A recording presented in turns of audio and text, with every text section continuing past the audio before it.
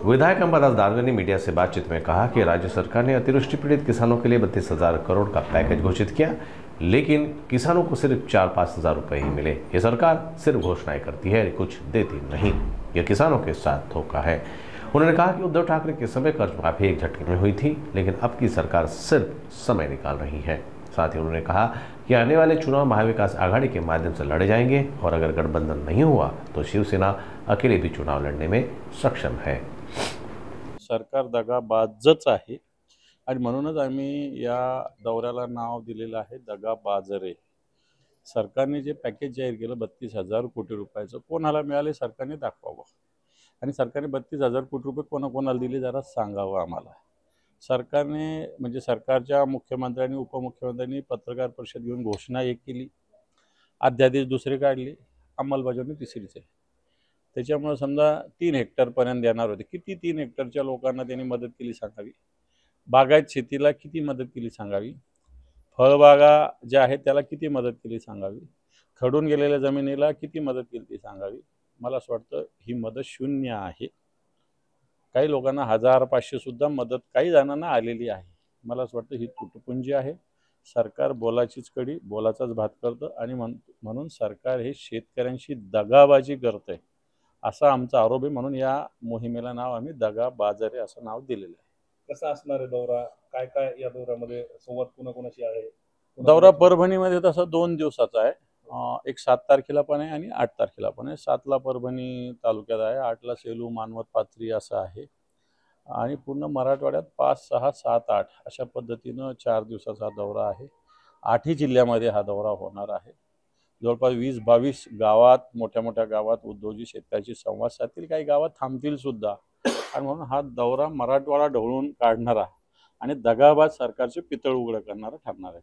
कर्जमाफीसाठी वेगवेगळ्या संघटनांनी आंदोलन केलं, सरकारनं त्यांना जूनपर्यंतची मुदत दिली आहे। सरकार करील कर्जमाफी? पण आंदोलनं करायला लागतंय, सगळ्यात मोठं दुर्दैव आहे।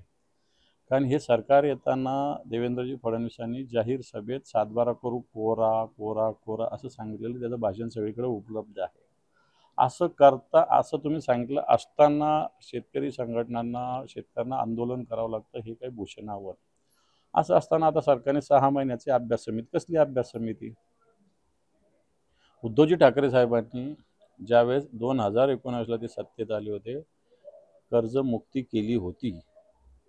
ही कर्जमुक्तीला कोणत्या अभ्यासाची गरज नव्हती पडली, एका थंबवर या कर्जमुक्ती झाली। आताही महाराष्ट्राच्या सरकारमधले काही अधिकारी एवढे सक्षम आहे की कशा पद्धतीनं कर्जमुक्ती करायची ते 6 महिन्याने 6 मिनिटात सांगू शकतात, असे अधिकारी आपल्या प्रशासनात आहे।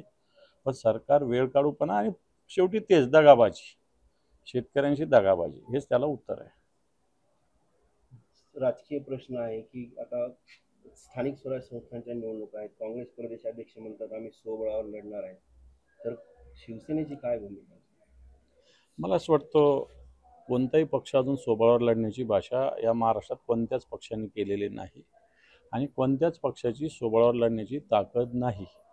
सत्तेवर असणाऱ्या भारतीय जनता पार्टीचे 135 आमदार असले तरी ही भारतीय जनता पार्टी सुद्धा स्वबळावर लढू शकत नाही। या राज्यामध्ये अशा पद्धतीनं युती आघाडी ही अपरिहार्यता सगळ्या पक्षाची आहे आणि आमची शिवसेना सुद्धा मला असं वाटतं जे सोबत येतील त्यांच्या सोबत लढण्याची आमची तयारी आहे। नाही तर आमची तर ताकद आहे, जी ताकद आमची त्याच्याबरोबर आम्ही लढूच। परंतु मला असं वाटतं ज्यावेळेस महायुतीला किंवा हे जे सरकारमध्ये बसलेले भ्रष्टाचारी लोक बसलेले आहेत यांना जर खुर्चीहून उलथून टाकायचं असेल तर सगळ्यांनी मिळून एकत्र लढावं लागेल। आशिष शेलार यांनी पत्रकार परिषद घेतली, तब्बल 33 महाविकास आघाडीचे जे आमदार आहेत त्यांच्या मतदारसंघामध्ये देखील दुबार मतदार आहेत आणि तिथे देखील वोट चोरी झाल्याचा त्यांनी आरोप केला आहे। भारतीय जनता पार्टीचे प्रवक्ते आहेत, भारतीय जनता पार्टीचे हे निवडणूक आयोगाचे प्रवक्ते म्हणून काम करतायत। जर असतील तर निवडणूक आयोगाला आपण मार्गदर्शन करावं आणि असे दुबार मतदार नोंदणी जी झाली कुठे होती, मुस्लिम असो की हिंदू असो, याच्यात मुस्लिम हिंदूचा प्रश्न नाही आहे, याच्यात दुबार मतदाराचा प्रश्न आहे। तो कोणत्याही मतदारसंघातला असावा तो गाळला जावा अशा प्रकारची भूमिका आम्ही परवाच्या मोर्चातून सुद्धा ठेवलेली आहे आणि याच्या पुढे सुद्धा ठेवू। नाही, आशिष शेलारचं म्हणणंच ते आहे की परभणी विधानसभा मतदारसंघात 13,000 दुबार मुस्लिम मतदार आहेत आणि याच महाविकास आघाडीचे आमदार हे मुस्लिमांच्या बोगस मतदार निवडून आहेत असा थेट आरोप त्यांनी केला। 13,000चे 13,000 काढू शकता जर दुबार असतील तर, परंतु तुमच्या मलबार हिलचे मतदान भिवंडीत सुद्धा आहे. हे कसे काय नाही, आपल्या कल्याणमध्ये सुद्धा आहेत, ते कसे काय, ते मलबार हिलला कसे काय आहेत? असे अनेक आहे, त्यांच्या मतदारसंघाचे सुद्धा देता येतील. परंतु मला असं वाटतं असा वेग आरोप न करता दुबार, मला असं वाटतं निकोप लोकशाहीसाठी आपण ही भूमिका ठेवली पाहिजे. अशी शेलारांनी सुद्धा, भारतीय जनता पार्टीने सुद्धा, की अशा पद्धतीनं दुबार मतदार असणं हे काही फार चांगलं आहे का? तर नाही चांगलं आहे.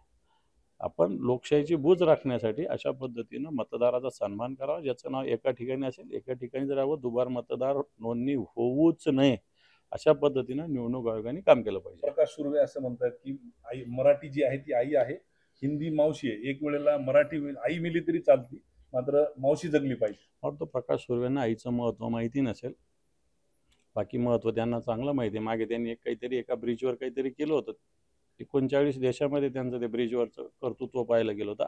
अशा माणसाकडून आईचा काय सन्मान राखला जाईल असं मला वाटतं.